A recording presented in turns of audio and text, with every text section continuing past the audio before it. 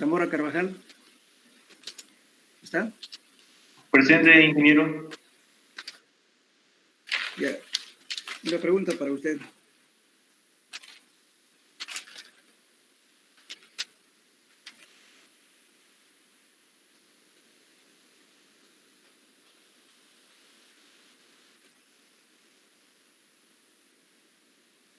¿Cuál es el procedimiento para realizar una red de flujo para calcular filtraciones por método de Horkheimer?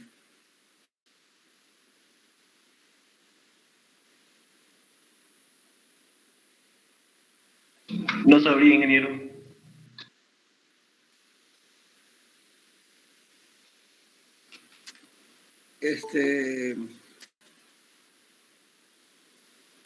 O sea, tiene que repasar, por favor, ¿ya? A ver, ¿quién me puede decir la misma pregunta? A ver, vamos a seguir, por favor. Zamora no contesta. A ver, Vaca, Línez, Soberto, ¿está? Vaca.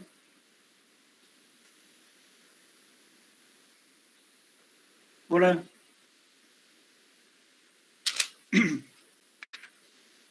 Está en la lista, pero no contesta. ¿Está Vaca?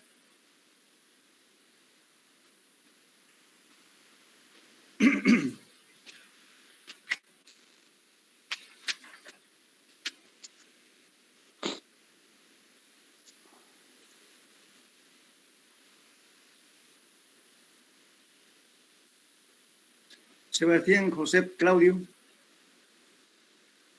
Sí, ingeniero. Y a ver, la misma pregunta que le estaba diciendo, ¿no es cierto? ¿Cómo es que se calcula, ¿no es cierto?, por el método de Horkheimer utilizando la red de flujo. Para empezar, ¿qué es una red de flujo?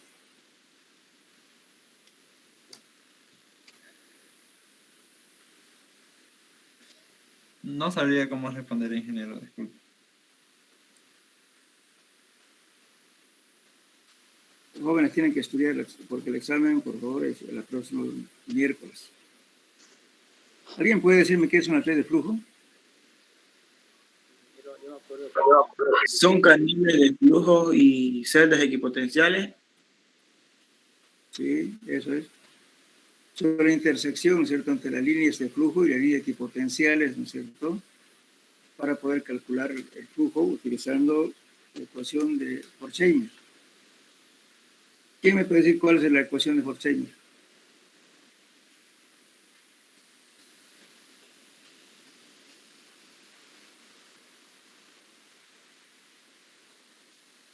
En la construcción, ¿no es cierto?, de la red de flujo, siempre tenemos que hacer que el canal de flujo sea un cuadrado, ¿verdad? Que la intersección en la línea de flujo y líneas equipotenciales sean ortogonales, ángulos rectos, de tal modo que el ancho y la altura sean iguales. ¿Para qué?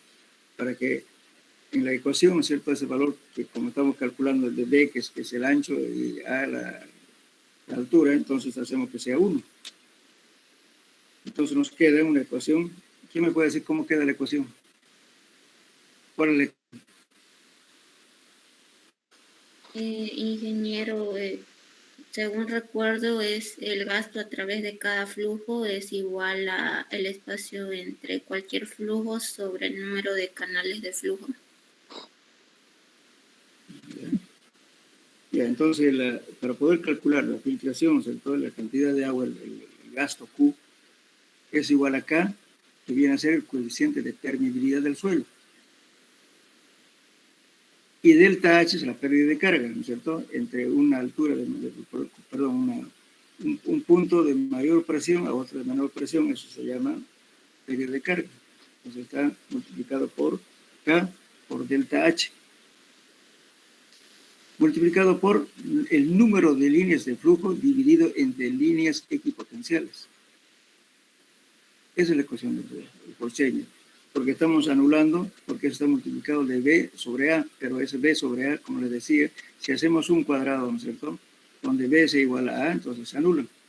Entonces siempre hay que dibujar la red de flujo de tal modo que el canal de flujo sean siempre cuadrados.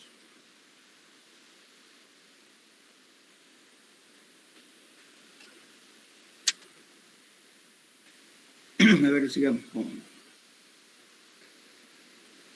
¿Está Rocha, Argote?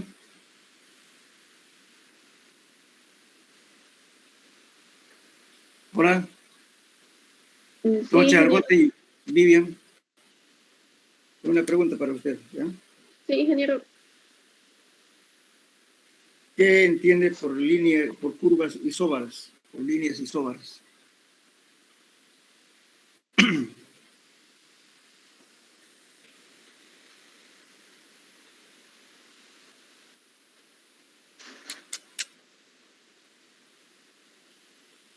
Les voy a ayudar un poco. ¿Se acuerdan cuando vimos los ábacos de Boussinesq y de Westergaard? Donde se ve justamente, ¿no es cierto?, un diagrama de presiones para determinar las presiones a diferentes alturas, como también a diferentes distancias del eje de la estructura.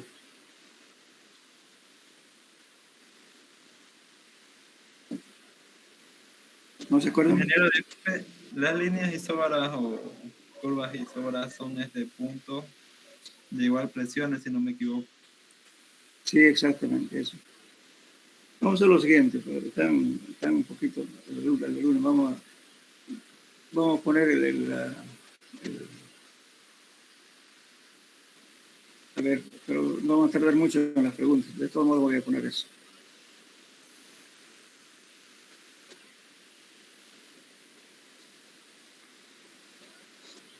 Voy a llamar por lista para hacer las preguntas.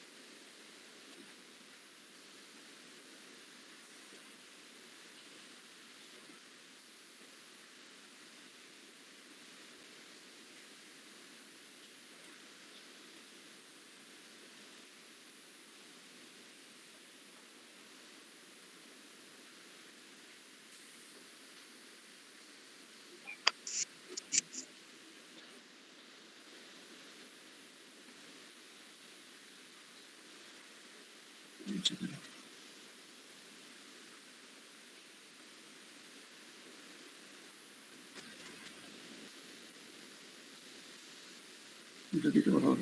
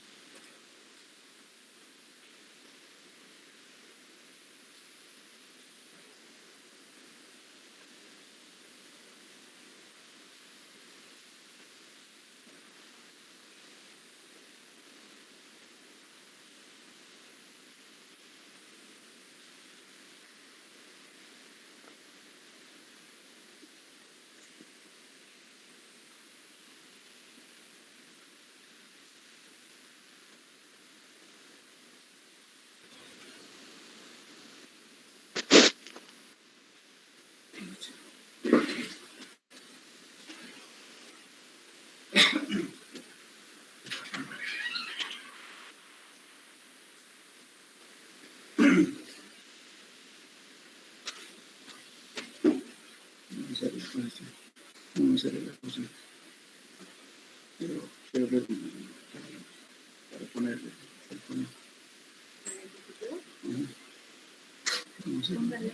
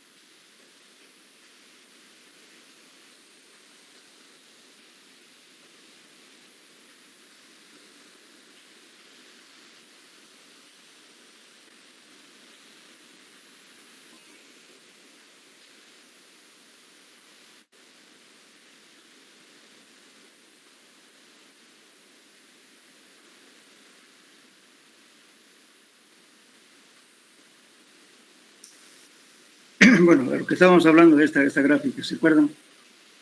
Este es un abaco, ¿no es cierto?, hecho por Bucinés, y el otro abaco es por Westergaard. Este de Bucinés y este de Westergaard. Entonces, las líneas equipotenciales son estas. Por eso estamos formando, esto se llama bulbo de presiones. Entonces, debido a esta carga de acá, ¿no es cierto?, esta carga, entonces, ¿qué está distribuyendo las presiones? Aquí en el nivel de contacto, la presión es al 100%, porque en el punto de contacto. Pero conforme vamos pasando a mayor profundidad, entonces las presiones se van disminuyendo. Como fíjense, estamos en todas estas líneas de aquí, que son las líneas isóbaras, perdón, están determinando y están disminuyendo en profundidad. Cuanto más profundo estas líneas se van disipando. Va a haber un momento en que la influencia de esta carga ya no va a afectar en realidad. Gallardo, tu micrófono no deja de escuchar. Hola, ¿me escuchan? Sí, ingeniero. Hola, ¿me están escuchando? Sí, ingeniero. Y se escucha. Ya, les decía que vamos a empezar de nuevo. Esta carga, supongamos que este sea una columna, y este lo puedo distribuir en una zapata. Entonces le hago la carga distribuida. Este es el ancho B, que es el ancho menor de la zapata. Si es rectangular, utilizar este abaco. Si es cuadrado o circular, utilizo este abaco. En el método de Westergaard es el mismo procedimiento. Entonces tengo aquí esta línea que ven aquí, se llaman líneas isóbaras. Entonces esta línea isóbara, ¿no es cierto?, la incidencia de las presiones va a ir disminuyendo en profundidad. Cuanto más profundo ya al final esta carga ya ni se va a sentir. Entonces, ¿qué hacemos? Utilizando, ¿no es cierto?, justamente el ancho. Si estamos usando este abaco para una fundación rectangular o infinitamente larga, tenemos un ancho que es el ancho menor. Este ancho menor lo ponemos en función, ¿no es cierto?, tanto para la distancia horizontal como para la distancia vertical. Todo en función de B. Si supongamos que sea 2 metros, y entonces 2 metros vale B. Si yo quiero calcular, por ejemplo, una profundidad, que sé yo, de 8 metros, digamos, entonces va a ser 8, ¿cuántas veces va a ser? O sea, si esto es 2 metros, 8 metros, ¿cuánto vale? 4 veces B, ¿verdad? Aquí en horizontal también, como en función de B. Entonces, ¿qué es lo que hago? A la profundidad que yo quiero determinar la presión, simplemente intersecto el punto, supongamos 2 veces B y 4 veces B. Entonces voy a tener un punto más o menos aquí, 2 veces B, y aquí 4 veces B. Entonces aquí me está indicando de 0.05 Q. Entonces la presión, debido a esa presión que está arriba, que está ejerciendo la sobrecarga, voy a tener 0.5 Q. Y Q es la carga distribuida desde aquí. Entonces multiplico 0.05 de Q y ya tengo la presión aquí. O sea, la incidencia de presión a una profundidad de tanto, a una altura de tanto. Entonces, eso es la línea isóbara nos permite calcular presiones a diferentes distancias en sentido horizontal y en profundidad. Si estamos hablando del eje, entonces tenemos acá. Pero si esta distancia R, una distancia cualquiera, entonces estamos determinando en uno de estos puntos. Esto se llama entonces el bulbo de presiones, que están formadas por líneas isóbaras.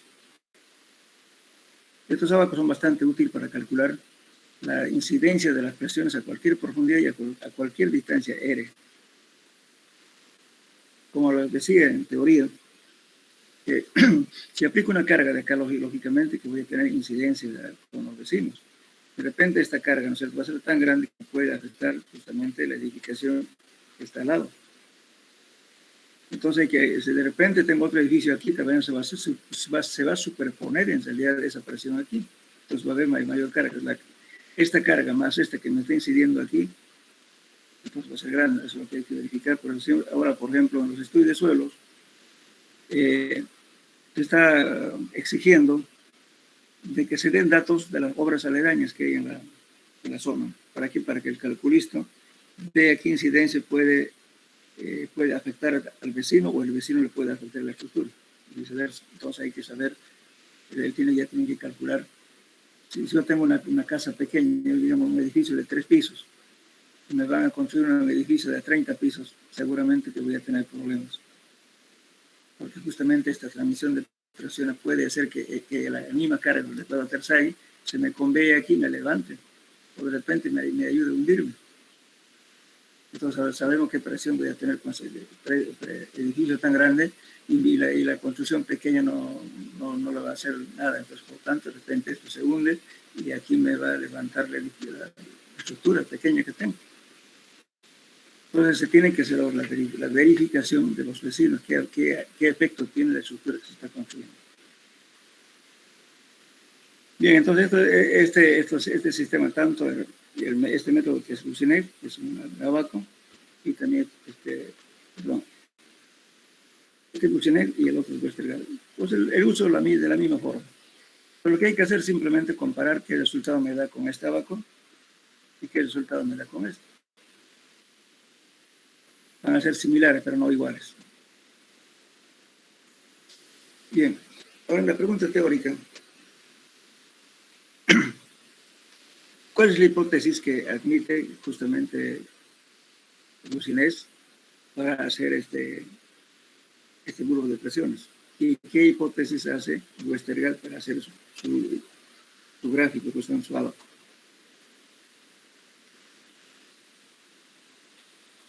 ¿Qué dice, por ejemplo, Bucinec? Aquí está indicando, fíjense. Considera, ¿no es cierto?, que las líneas isobáricas de refuerzo vertical debajo de una cimentación se está considerando como un sólido semi-infinito y elástico. Esa es su hipótesis de él para hacer justamente esta gráfica. Ahora, en cambio, Westergaard, ¿qué está diciendo? La línea isobárica de refuerzo vertical bajo de una cimentación de un material lo está considerando como si fuera un material de finos estratos semi-infinitos y homogéneos. Esa es su hipótesis. Bajo esa hipótesis, justamente Westergaard hace estos abacos. Esa es la diferencia entre el criterio de uno y el otro. Pero el resultado casi salen similares, por eso les calculo de esto. Con diferentes hipótesis que está tomando Westergaard y también Bucinec.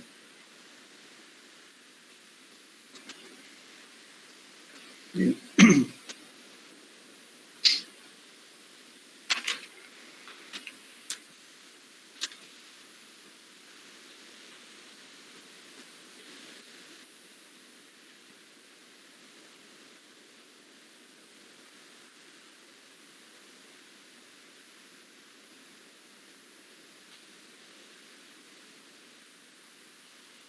A ver, ¿quién me puede decir qué es un coeficiente de balasto o módulo de reacción? ¿Alguien puede definirme para qué nos sirve y qué es ese parámetro? Ya voy a hacer un recuerdo. Eso hablamos cuando estábamos hablando justamente de los ensayos de placa.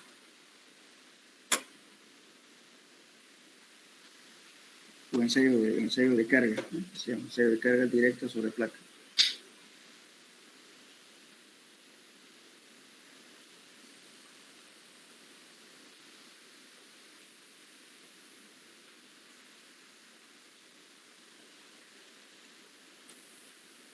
¿Es el valor K, ingeniero?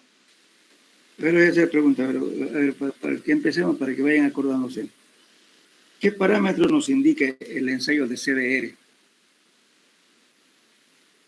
La resistencia del suelo. En ensayos de humedad, densidad. Ya. ¿En qué condiciones de suelo?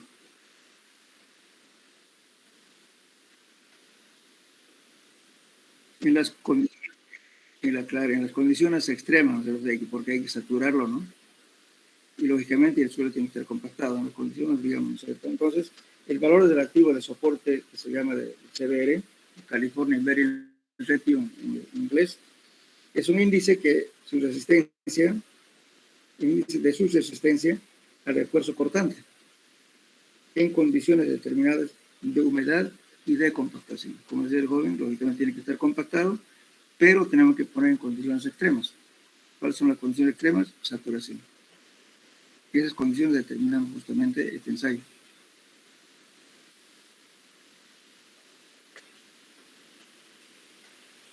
Sobre esta misma pregunta que estamos haciendo, ¿qué nos indica el módulo de reacción K del suero?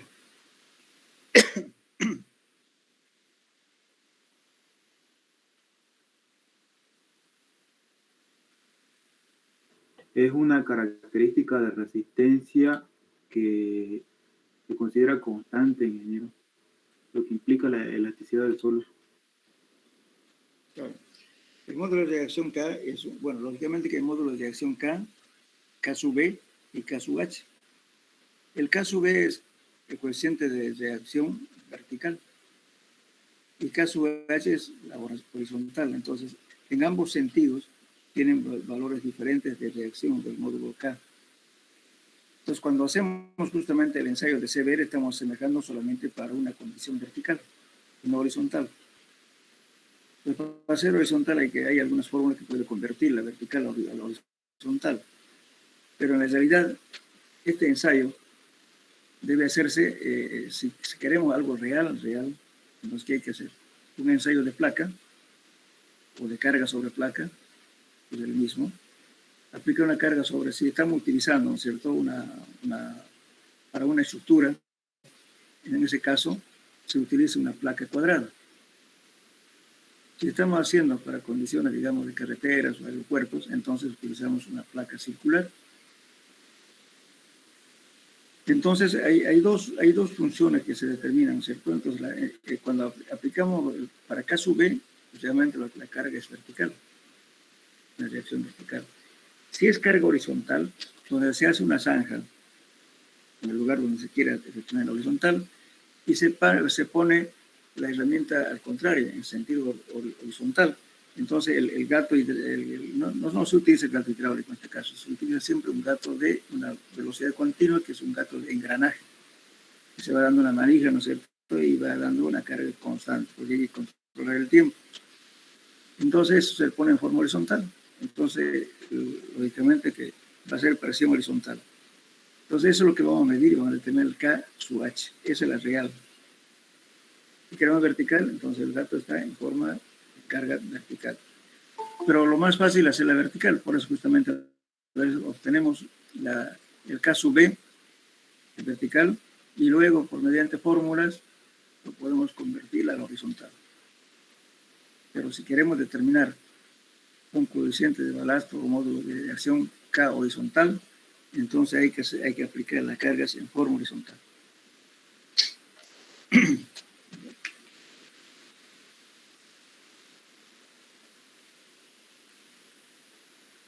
Ingeniero, una pregunta. En ese ensayo de placa, usted dice que para carretera ocupamos una placa circular, ¿no? ¿El diámetro puede variar eso? Claro. Bien que me preguntó, vamos a ver acá. ¿Qué parte estábamos ahí? Aquí. Fíjense, este es un ensayo de carga sobre placa o ensayo de placa, que tienen varios nombres, ¿no? Entonces, si hacemos para una carretera, entonces utiliza una placa circular, igualmente para aeropuertos. ¿Por qué? Porque las presiones de los neumáticos hacen un diagrama de presiones en forma circular.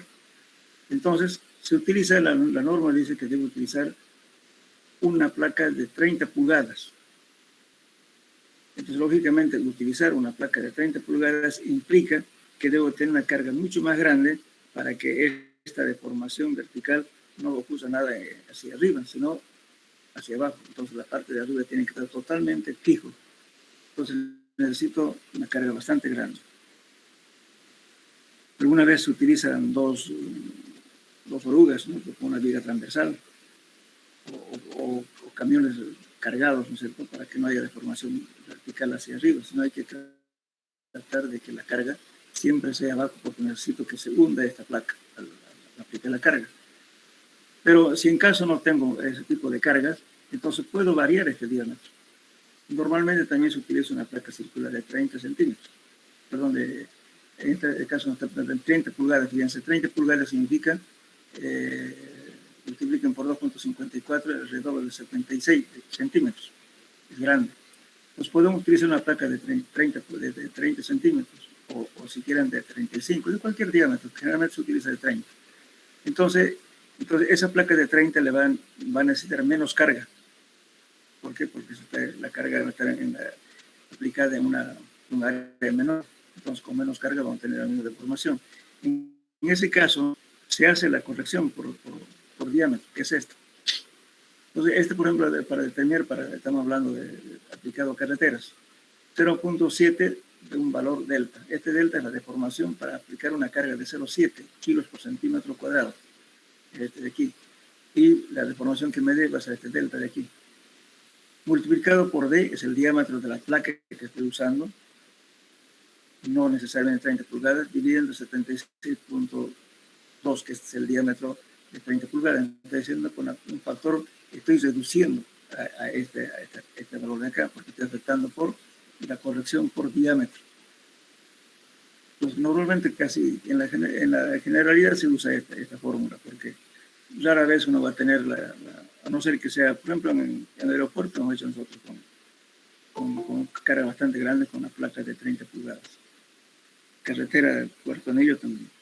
Pero a veces uno no alcanza con obtener las cargas con las cuales va a trabajar, entonces se reduce el diámetro de la placa. Entonces, pero hay que hacer esta corrección. Ahora esto estamos hablando de carreteras, de aeropuertos, todo lo que sí es, ¿no? Ahora en estructuras, por ejemplo, ¿cuál es la mejor forma de determinar resistencia al suelo? Justamente con ensayo de placa, porque estamos aplicando una carga, ¿no es cierto? Y sobre eso uno determina las tensiones a la cual va a soportar. Entonces, en ese caso se utiliza una placa cuadrada. Generalmente se utiliza de 30 por 30 para aplicar a fundaciones. Entonces, si solamente quieres determinar la regresión K, entonces hace lo mismo aquí.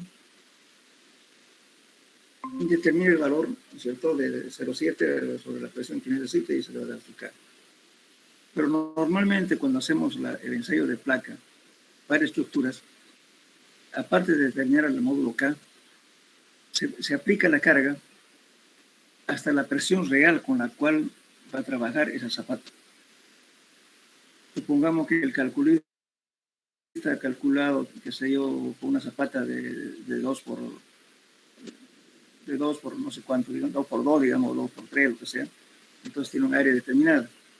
Entonces, esa presión que tiene que soportar, entonces voy a cargar al doble de esa presión.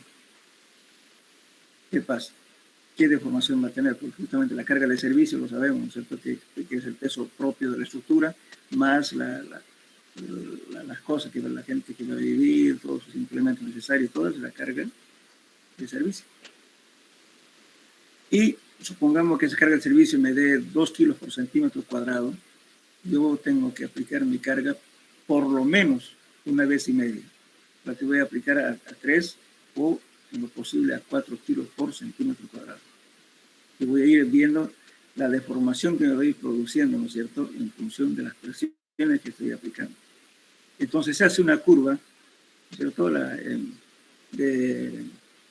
de carga versus deformación. Nos va a dar una curva. A veces, cuando uno está aplicando la carga, el suelo falla. El suelo falla como cualquier elemento, rompe. Cuando rompe, ¿qué pasa? Hay deformación, pero ya no hay incremento de carga. Lo mismo pasa en los pilotos. Cuando hacemos una prueba de carga de piloto, supongamos que estamos haciendo, qué sé yo, para 100 toneladas. La norma dice que uno debe cargar el doble, entonces tendría que cargar a 200 toneladas de resistencia. Y vamos también igualmente haciendo una curva de deformación versus carga. Vamos a tener una curva y lógicamente también controlando el tiempo. Entonces, ¿qué se hace? Después de que aplico la carga, voy midiendo y voy viendo qué deformación va produciendo. Y si falló, significa de que incremento la carga y ya no va a incrementar más la carga, simplemente se va a ir hundiendo porque el suelo rompió. Hay dos cosas, ¿no? En pilotos muchas veces uno no sabe si rompió el suelo o rompió el elemento, en este caso el piloto. Cuando tiene falla el piloto puede ser que rompa el piloto, pero para eso se hace una prueba del PIT. La prueba del PIT, ¿qué significa? Prueba de integridad del piloto. PIT. O sea, en nomenclatura en inglés. Con eso determinamos justamente cómo está hecho previamente al ensayo. Hay que hacer el ensayo del PIT para poder determinar cómo está la zapata, perdón, el piloto. Una vez que falló, hay que volver a ver qué pasó. Si sigue intacto el piloto, entonces quiere decir que el suelo falló y se va.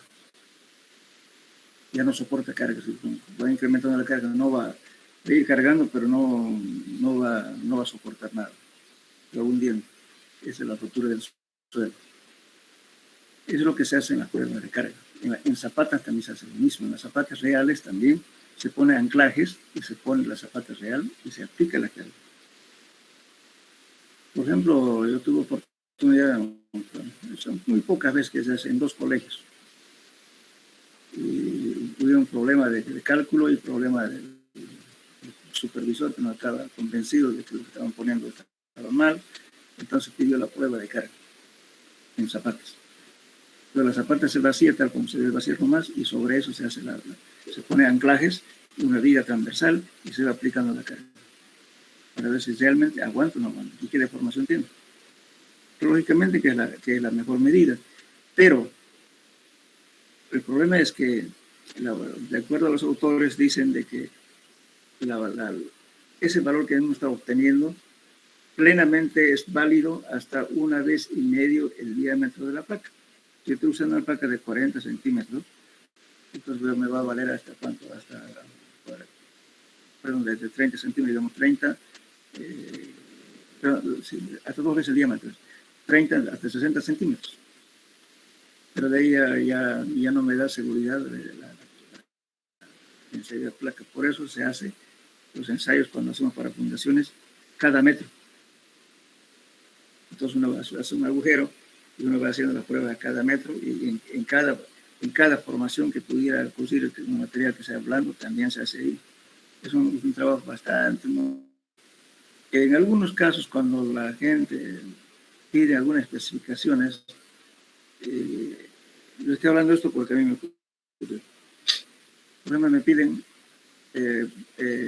muchachos de estos que todo el mundo paga, como se dice, el derecho de piso porque no sale, ¿no? Cualquier cosa copia de alguien su criterio y alcanza el trabajo. Pero alcanza el trabajo, lógicamente, si dice, bueno, debe hacerse la prueba con un ensayo de placa para resistencia al suelo, entonces ahí se va a incrementar tal vez más que el SPT. ¿Por qué? Porque tiene que hacer la prueba, llevar una carga, ya tener dos camiones o un camión cargado todo el día, y va a tener que hacer el agujero y va a tener que aplicar la carga. Después a los 2 metros, a 1 metro, después a los 2 metros, a los 3 metros, sucesivamente va aplicando la carga. Y eso le va a llevar no un día, le va a llevar 2 días, de los 3 días de repente. Poner los anclajes, ¿no?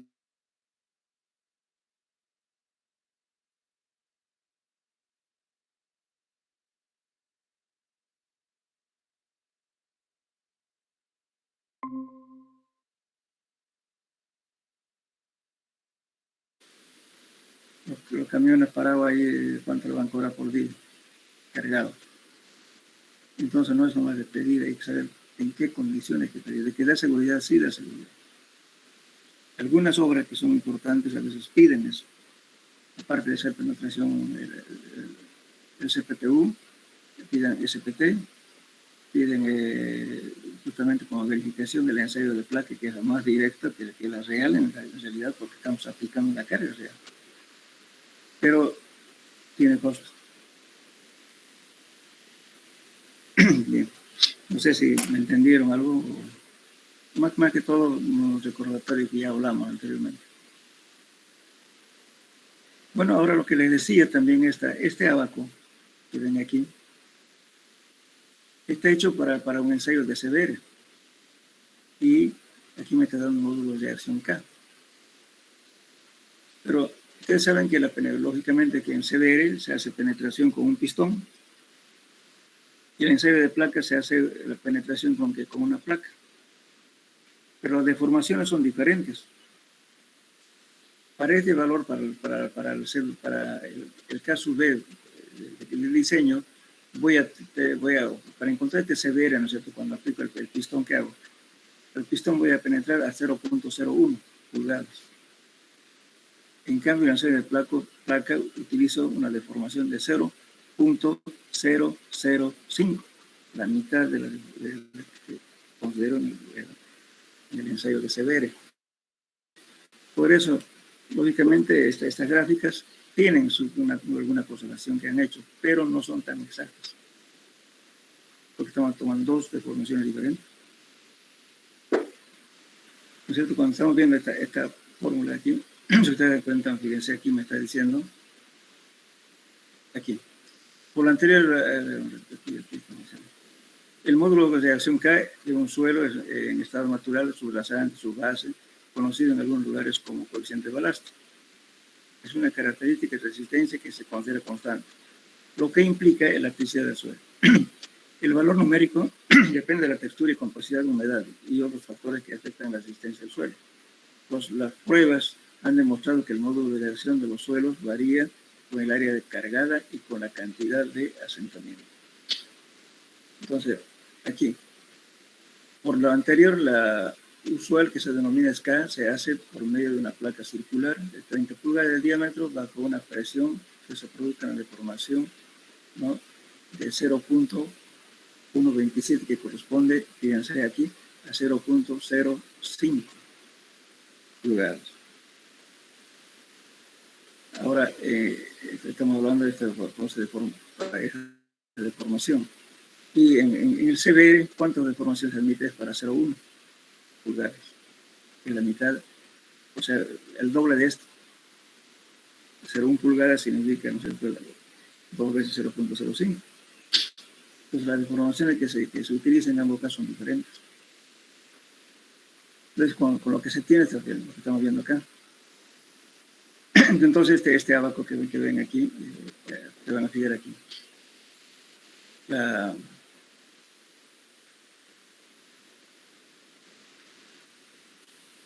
Se debe recordar que este esfuerzo solamente se presentaba en una profundidad de 1.20. Fíjense acá lo que les acabo de decir.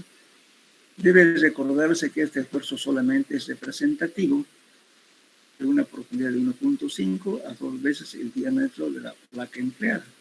Por decir, si yo utilizo una placa de 30 centímetros, digamos, bueno, me va a valer máximo hasta 60.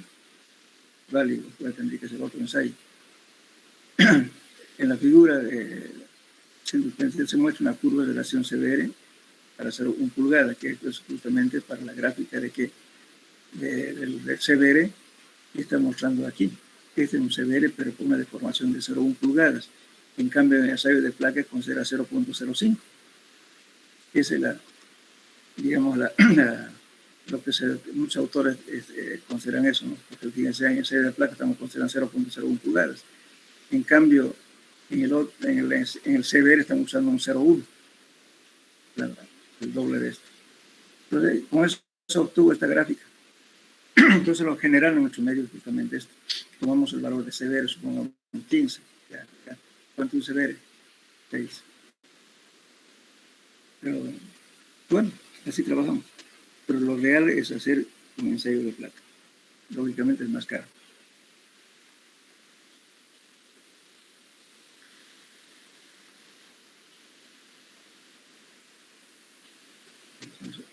¿Algunas preguntas, jóvenes, hasta aquí?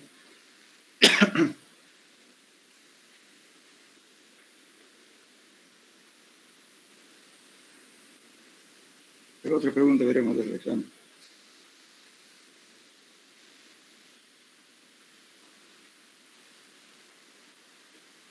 A ver, ¿qué nos permite determinar la carta de Newman? ¿Cuál es su procedimiento?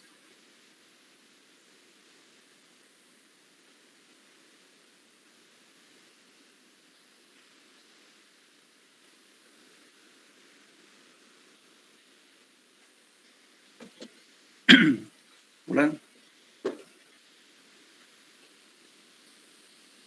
¿Se escucha? acuerdan de carta de Newman?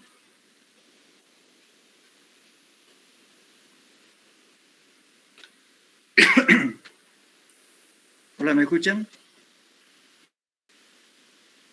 Los esfuerzos verticales producidos a una profundidad. Perdón.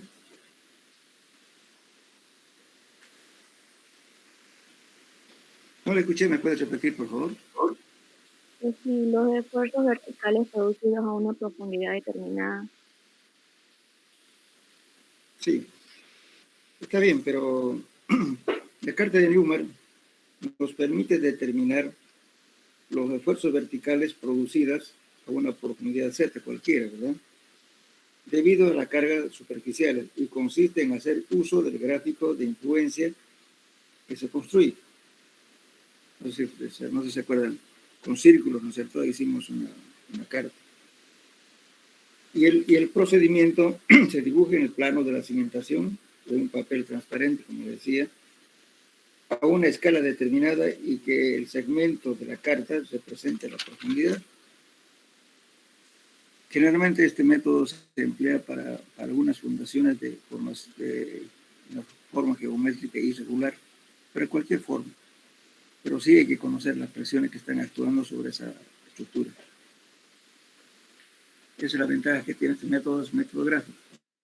Entonces puede determinar a cualquier distancia R y a cualquier distancia de profundidad, dibujando simplemente a escala la carta. Tienen que conocer la línea de influencia, que es ese valor que significa la profundidad.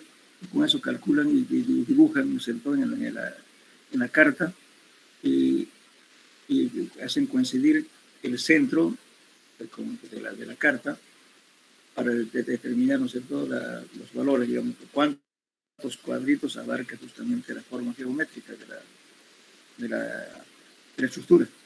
Ten cuenta el número de cuadritos de eso que está en escala. Y directamente multiplicando por la carga, por la presión que está aplicando a la estructura, le da la incidencia de presión a la profundidad Z y a una distancia R cualquiera. La ventaja de este método, lógicamente, es para cualquier forma irregular de las fundaciones. No es un método muy exacto, ¿sí? Porque cuando trabajamos en gráfico siempre hay una variación.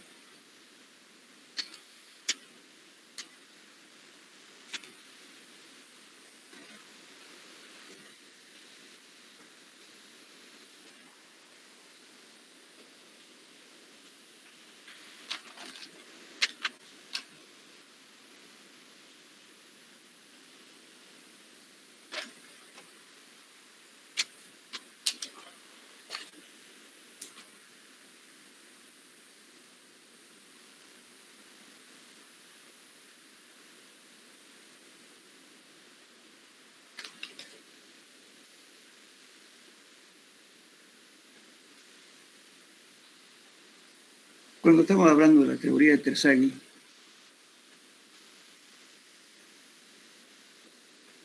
o sea, para la pregunta, para la determinación de la capacidad de carga de las cimentaciones, indiquen los tipos de falla que ocurren según Terzaghi. ¿Cuáles son los tipos de fallas?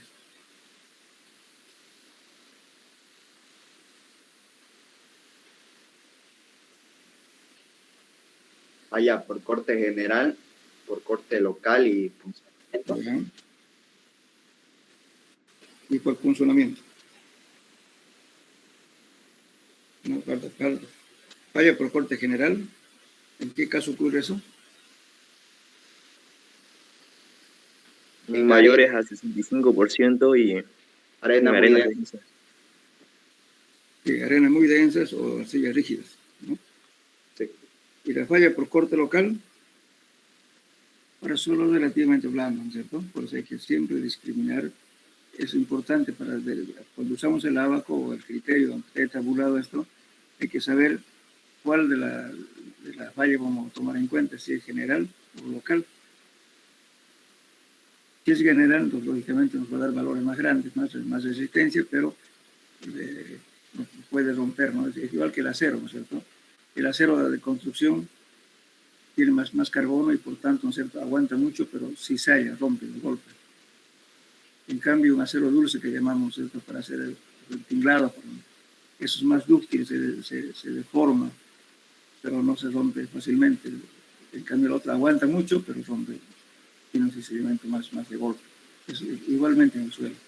Soporta harto, ¿no es cierto?, los suelos preconsolidados que son y entonces también dentro de el corte general, soportan harto, pero pueden romper violentamente. Y los otros aguantan menos, pero tienen mayor deformación.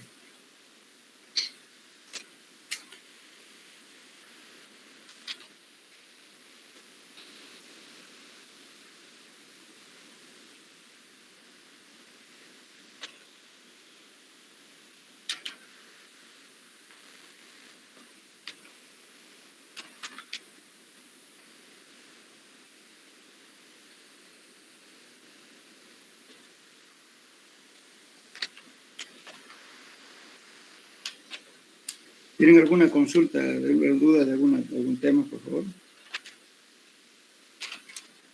Disculpe, ingeniero, yo tengo una consulta. La diferencia entre la presión total y la presión efectiva. Ya. Bien. Cuando hablamos de la presión total, estamos hablando de la carga del peso propio del suelo, ¿no es cierto?, multiplicado por su altura. Cuando no hay presencia de agua, o tiene humedad, pero no la columna de agua. Eso es total. Entonces, supongamos, si yo quiero calcular, supongamos un ejemplo, digamos, quiero calcular 3 metros, no tengo agua, la presión efectiva 3 metros, mi presión total va a ser ¿qué cosa? El peso específico del suelo multiplicado por esa altura, que en este caso es 3 metros. Bien, la fórmula para calcular la presión efectiva es presión total menos la presión neutra. Entonces mi presión efectiva, en este caso va a ser presión total, que le estaba diciendo el peso específico del suelo, multiplicado por H, que es 3, ¿no es cierto?, menos gamma del agua por H, pero en este caso no tengo agua, por tanto eso es 0, ¿verdad? En ese caso me da que la presión efectiva es igual a la presión total, siempre y cuando no tenga presencia de agua. Pero si tengo agua, sería lo contrario, entonces tendría que calcular presión efectiva va a ser igual a la presión total menos la presión neutra. ¿Y la presión total qué va a ser? El peso específico saturado, porque tengo agua, multiplicado por su altura, en este caso 3, menos el peso específico del agua, que es el gamma del agua es 1,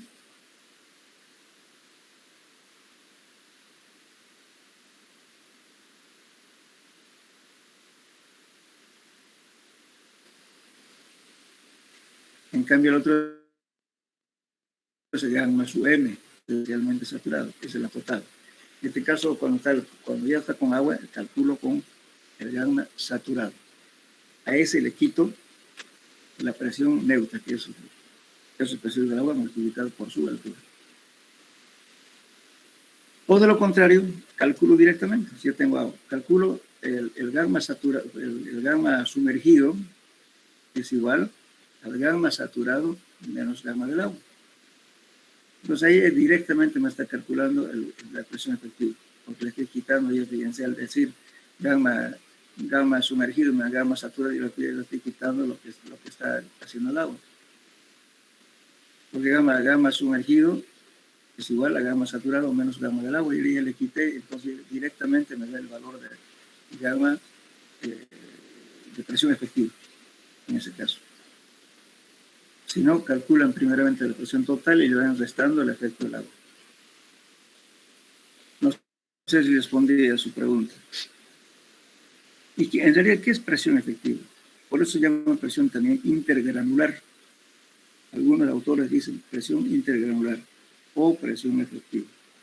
Es decir, cuando se aplica una presión externa, estoy obligando, ¿no es cierto?, de que incremente la presión efectiva, porque estoy haciendo que haya mayor interacción entre granos. Son los granos los que soportan el esfuerzo de corte. Teóricamente el esfuerzo de corte no soporta el agua ni tampoco el aire. Entonces, si hay aplicación del esfuerzo efectivo, va a haber reducción de la relación de vacíos. y por consiguiente, ¿no es cierto?, va a haber un cambio volumétrico. Por eso cuando calculamos, digamos, los dos van a ver eso, cuando calculamos un asentamiento en suelo, calculamos en base a la presión efectiva, porque la presión efectiva es lo que soporta el esfuerzo de corte. No sé, a ver, ¿alguna pregunta más?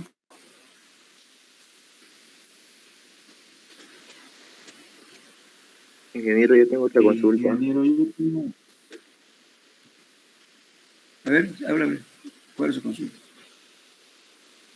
En los ejercicios, siempre nos va a dar usted el ángulo de fricción, disculpe.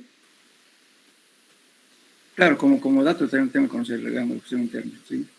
Ah, A ya. no ser que yo le dé un ensayo de corte directo, digamos, o algo así, para que le puedo dar varios valores, ¿no es cierto? En ese caso, si le doy datos de compresión, o sea, ¿cómo se hace la gráfica de corte directo? Haciendo variar, ¿no es cierto?, el tau que viene hacia el eje vertical, que es con la carga vertical que se aplica al ensayo mejor dicho, la carga vertical para su deformación vertical, y la otra es la horizontal, es sigma h. Entonces, haciendo para diferentes valores nos da justamente los 20 del... Aquí lo vamos a ver para que hablemos de eso. Bien, la pregunta es...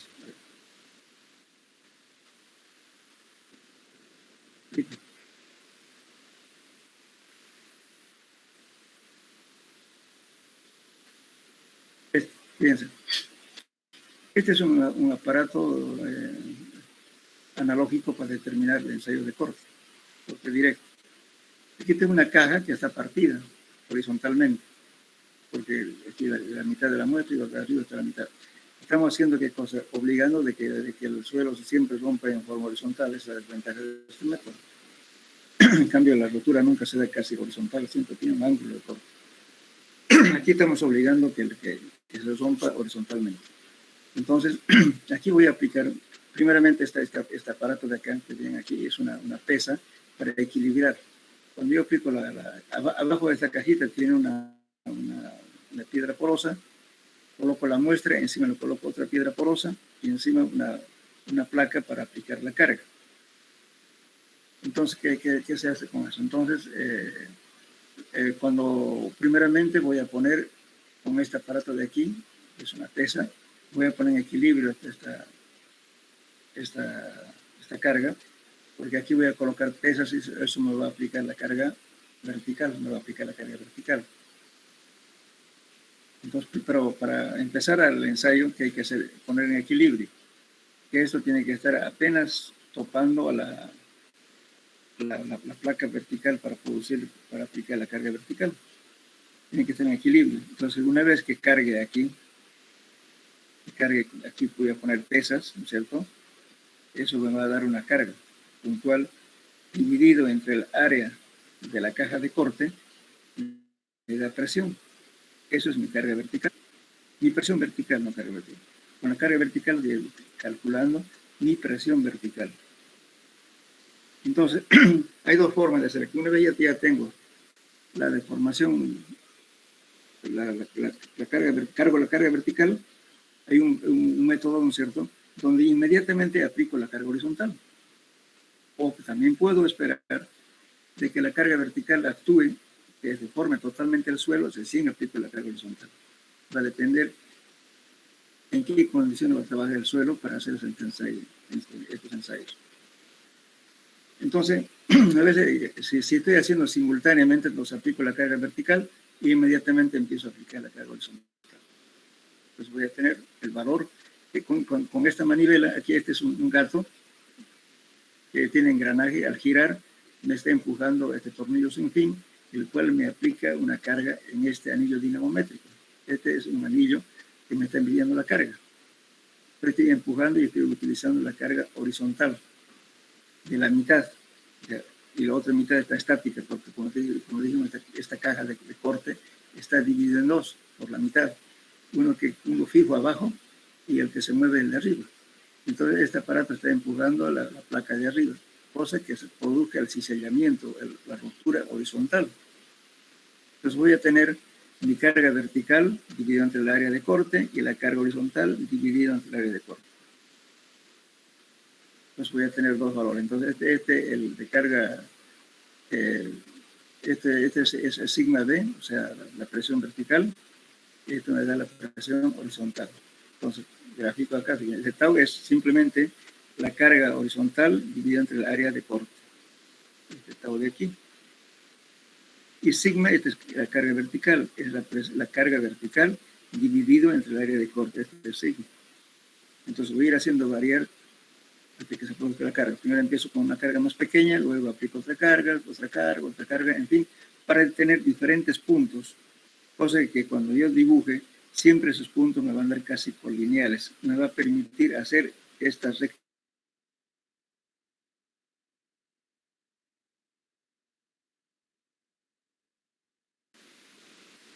Solamente que en el ensayo triaxial vamos a hacer variar la carga principal vertical a que varíe horizontal, lo mismo. Simplemente que ahí vamos a dibujarlo con los círculos, vamos a dibujar varios círculos cuando hacemos el ensayo triaxial. Y por consiguiente, ¿no es cierto? Entonces vamos a tener justamente, trazando esta tangente a los círculos, vamos a obtener este envolvente. Este llamado envolvente del círculo de Moore. Pero en este método es un método simplificado, nos da el equivalente al círculo de Moore. Simplemente con los ensayos de carga, de hacer la carga vertical y la carga horizontal. Para diferentes, lógicamente hay que variar la carga vertical para que varíe horizontal. Carga vertical, varíe carga horizontal, sucesivamente. Se hacen por lo menos unos 4 o 5 ensayos, a 5 puntos. Nunca 2, lógicamente en el espacio 2 puntos le da una recta, pero de repente hay otro valor equivocado. Entonces, por eso siempre es conveniente hacer por lo menos 4 o 5 ensayos. Los valores que están dispersos, entonces desecha y se tomen en cuenta los valores que están colineales para trazar esta recta de aquí. Y entonces la pendiente de esta recta, lo mido con un transportador, es el ángulo de fricción interno. Y este valor que me corta este eje, ¿no es cierto?, de la resistencia cortante, eso es la cohesión. ¿Entendieron? Sí, sí, ingeniero, gracias. Entonces, de ese modo se determina la ángulo de fricción interno, ¿no? Lógicamente que ya también hay valores tabulados del ángulo de fricción interna en función del número de golpes del SPT, pero son valores aproximados, ¿no? Lógicamente que este ensayo es un ensayo simplificado, digamos, del ensayo triaxial. Según autores que han estudiado esto, dice que haciéndolo bien este ensayo de esta forma, está con una relación de unos 10% de equivocación con respecto al ensayo triaxial. Pero hay que hacerlo bien en el ensayo. Pero lógicamente que es mucho más simple este ensayo que es el ensayo triaxial. Estas ecuaciones que ven aquí, por ejemplo, también son ecuaciones empíricas que a veces nos sirven, ¿no? Porque estamos hablando de compacidades relativas, que lo determinan mediante el SPT. Hay una tablita que ustedes han visto al principio. Compacidades relativas dice tanto, está dando un porcentaje multiplicado por este valor, más 25, le va a dar el ángulo de fricción interna. Esta formulita acá vale para suelos granulares con más del 5% de arena fina y limo. Para suelos granulares con menos del 5% de arena fina y limo, utilizamos esta ecuación. 30 más 0.15, entonces un suelo más grueso que el suelo más fino. Pero nunca debe sobrepasar más de 45. Siempre el ángulo de fricción interna tiene que ser menos de 45. ¿Alguna pregunta más o de duda de alguien? Ingeniero, una consulta, por favor. ¿Sí?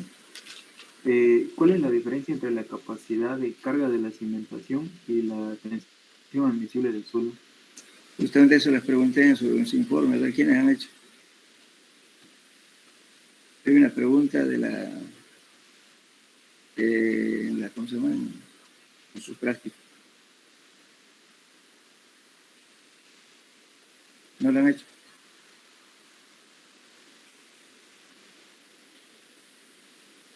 Hola.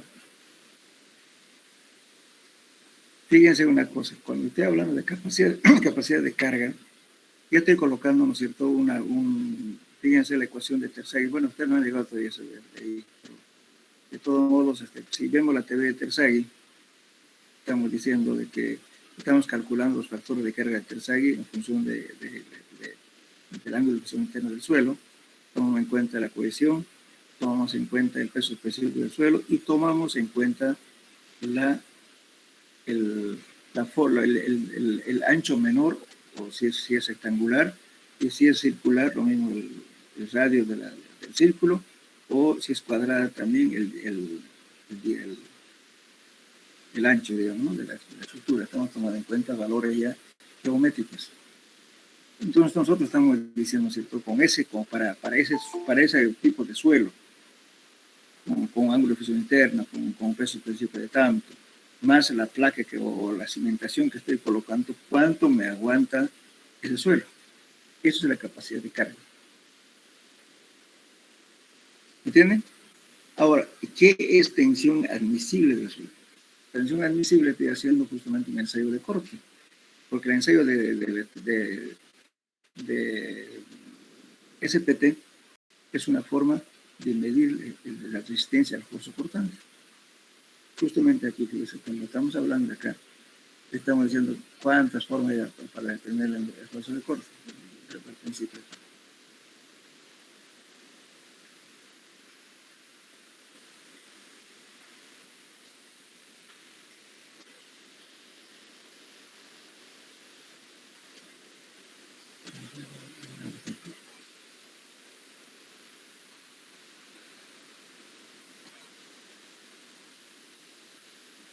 Acá está. Determinación del esfuerzo de corte. La cohesión del ángulo de presión interna se puede determinar de varias maneras. Uno, por el aparato de corte directo de Arthur Castellano, de lo que estamos hablando. La prueba de compresión triaxial, por el ensayo del SPT y CPT, por la prueba del penetración del bolsillo, por la capacidad de soporte California, que es el CBR, California Bearing Rating, y por el ensayo de carga sobre placa. Todos estos métodos estamos trabajando para determinar justamente la resistencia al esfuerzo cortante. Cuando yo hago un SPT, por ejemplo, ¿por qué te hablan de tensión admisible, no es cierto? Pues si estoy aplicando, ¿no es cierto?, a golpes, ¿no es cierto?, porque en realidad la cuchara de Terzaghi es como un pequeño piloto que estoy aplicando, me está actuando la fricción. Y en cambio el cono es resistencia por punta. Pero resistencia por punta que aplique tengo que convertirla al n valor del SPT. Entonces, ¿qué estoy diciendo con resistencia, tensión admisible? Es lo que me admite el suelo, ¿no es cierto?, poner una presión determinada sin que cause problemas, ¿no es cierto?, de fallas. Y estoy dando admisible. Entonces, lógicamente, el Terzaghi, ¿qué dice? Con las características del suelo, si tiene cohesión, cuánto es su cohesión, cuánto es su ángulo de presión interna, y cuánto es su peso específico, y cuánto es la fundación que lo voy a colocar encima. Con eso me está dando cuánto me soporta ese suelo. Esa es capacidad de carga. No sé si me entendieron la diferencia.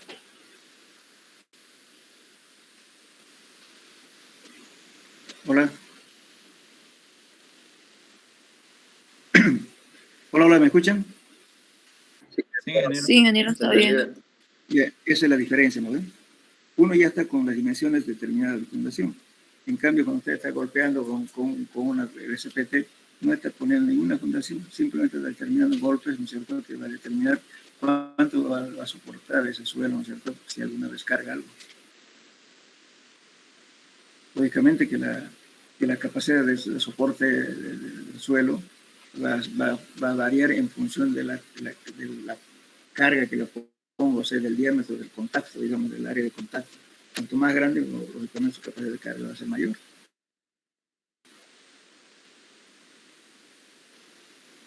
Bien. ¿Alguna pregunta más?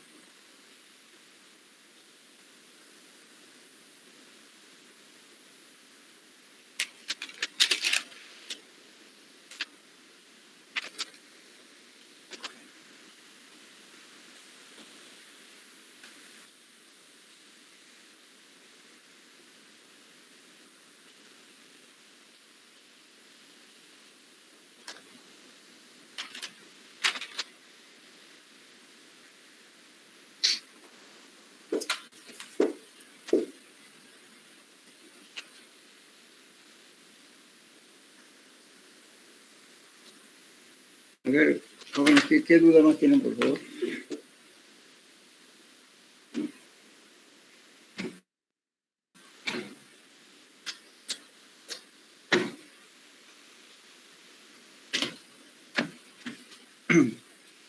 Hola.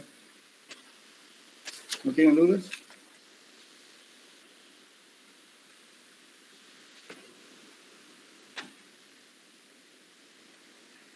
Yo tengo una duda, ingeniero. ¿Será que nos podría, por favor, explicar cómo usar esos abacos para calcular la capacidad de cargas en lugares inclinados, en terrenos inclinados? Bien, a ver.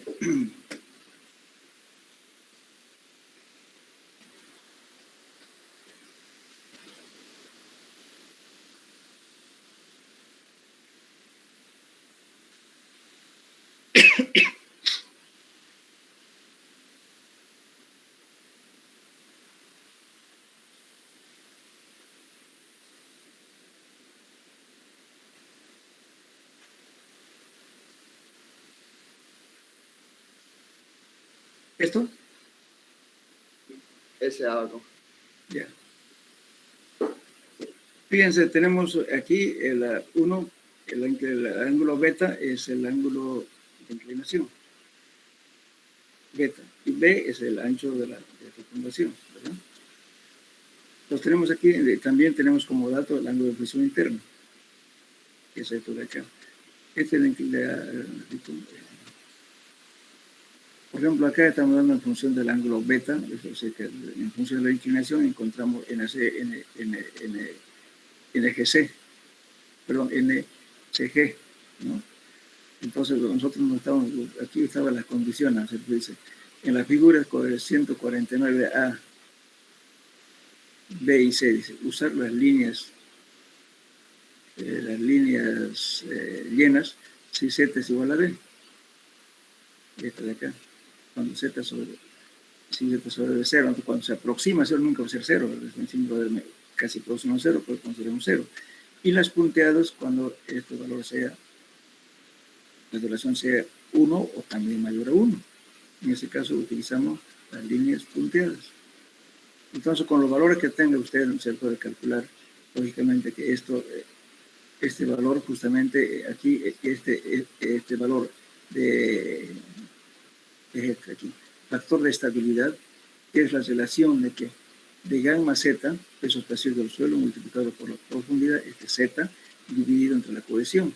Ese le va a dar este valor. Entonces, estas líneas que están inclinadas acá,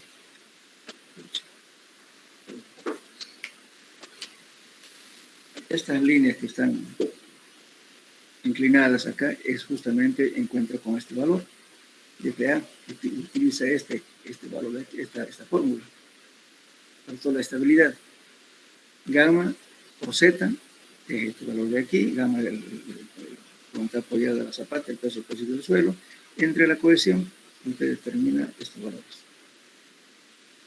Entonces, y esto es la inclinación de esta. Pues entonces lo que hace es interceptar, dependiendo, digamos, qué valor le da el factor de estabilidad, que son estas líneas para acá, que representan eso, y con este ángulo de aquí, encuentra el valor de NCG. Ahora acá hace lo siguiente. Para ver esta ecuación, esta fórmula que estamos usando, la inclinación beta y el ángulo de presión interna.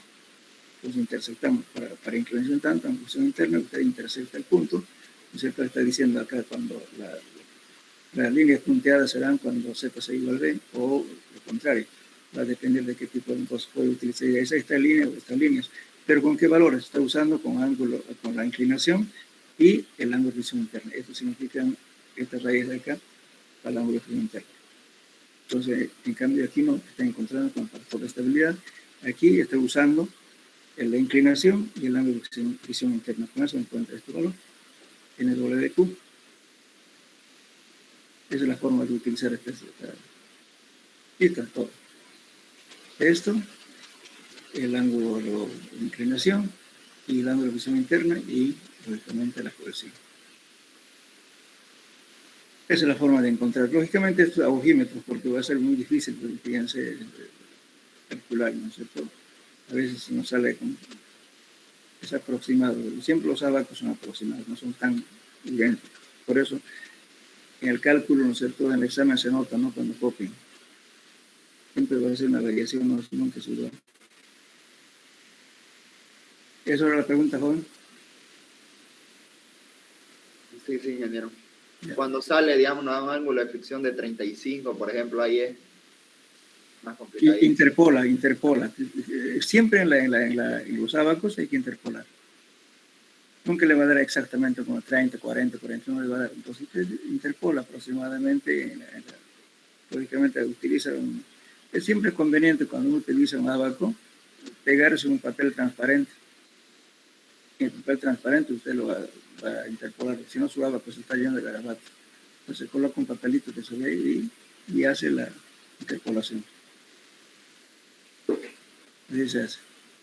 Siempre igualmente cuando utilizan el método de Bucinet y Westergaard en las gráficas, utilizan un pedazo de papel transparente y interpolan las curvas que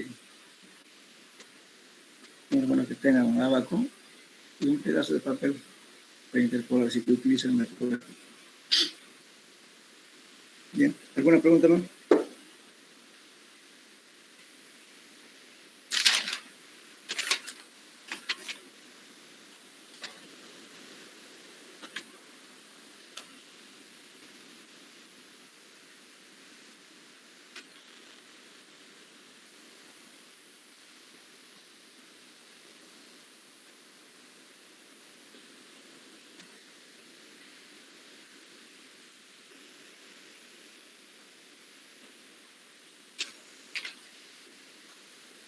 ¿No hay preguntas, jóvenes?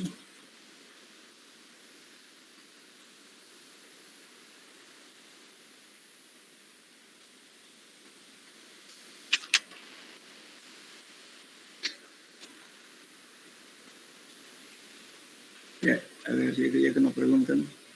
¿Esta fórmula qué se llama? Esta fórmula, aquí lo veo. ¿Qué consideraciones hace esta ecuación para usar esta fórmula? ¿Para qué caso es? Fíjense, la determinación de la capacidad de carga admisible para un asentamiento máximo de 2.5 está considerando que el asentamiento tenga 2.54 centímetros. Y para cimentaciones colocadas sobre suelos granulares no cohesivos, puede determinarse, por el resto no decide para arcilla, fíjense, para suelos granulares no cohesivos.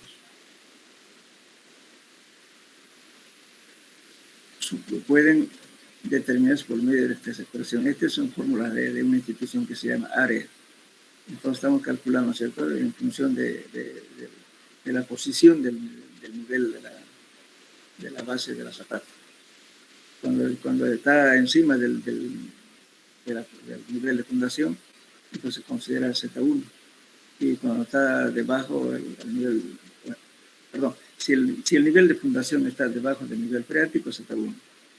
Si la base de la zapata está encima del nivel freático, consideramos Z2. Eso justamente para encontrar este valor R. Y el R se calcula con esto, con las ecuaciones de aquí. Perdón, con este abaco. Y si tiene excentricidad, utiliza este abaco. Ahora, lógicamente, si tiene otros valores para ver, por ejemplo, la inclinación de estos ángulos, si tuviera, en este caso, se puede calcular como si fuera vertical, como si fuera de 100, se va multiplicando por los factores de corrección que se va haciendo. Aparte de eso, se hace una corrección más. Cuando esta relación le da, por ejemplo, cuando Z sobre B sea mayor a 1, se hace con esta corrección. 1 más Z sobre B. Al valor que se calcula aquí, se multiplica por ese valor. Eso lo va a mayorar porque es mayor a 1, pero nunca mayor a 2, probablemente hasta 2. Por esta ecuación, 1 más Z sobre B. Si esto le diera 2.5, digamos, no utiliza 2.5, se multiplica por 2 más. Mayor. Ahora, si esta relación que estamos viendo, Z sobre B, sea menor a 1, que sea 0, digamos, entonces no hace corrección, directamente utiliza los resultados que calculó nomás, ya no hace corrección por acá. Tienen que leerlo bien esta partecita. Y también se hace siempre este valor. Este n es el número corregido. Si tenemos diferencias, digamos, en un estudio, en un área determinado, vemos porque de pozo a pozo va a variar el número de voltios, nunca es igual. Hay mucha casualidad que sea igual. Entonces siempre se pone el menor valor, además corregido. Cuando n es mayor a 15 se hace corrección por número de voltios. Hay una ecuación que le di anteriormente, que es esta. Cuando n es mayor a 15 con presencia de agua se hace entonces 15 más 0,5 por n menos 15. Casi en todas estas fórmulas siempre se trabaja con n corregido. Bien. ¿Hay más preguntas?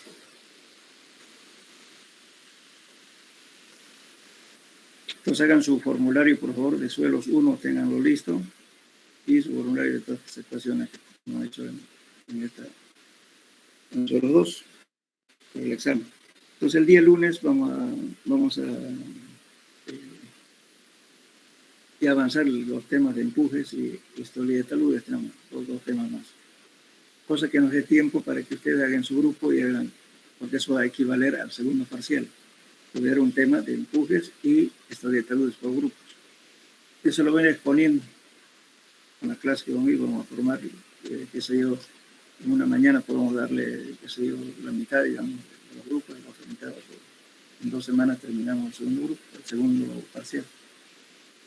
Porque, o bien lo hacemos todo una mañana, para terminar con una sola mañana. Y eso es el segundo parcial, la parte 2. Y al final les voy a dar, y para el examen final les voy a dar preguntas del grupo también, en la resolución de algunos problemas tipo proyecto, ¿no? Para que aprendan a calcular estabilidad de taludes y empujes. ¿No? Tienen que ser las dos, porque eso es fundamental para que aprendan los dos temas, porque siempre van casados. Entonces es conveniente que aprendan un método, no todos los métodos, aprendan lo que más les resulte fácil. Ténganlo eso y para que aprendan en su vida profesional y lo utilicen, porque eso en cualquier lado se utiliza sin pensar. Bueno, pues entonces dejamos aquí. Tengo una asistencia médica a las 9:15. Nos vemos el día lunes ya con el avance del otro tema y el miércoles el examen, por favor. ¿Ya? Gracias, ingeniero. Listo, ingeniero, muchas gracias. Hasta luego. Pero,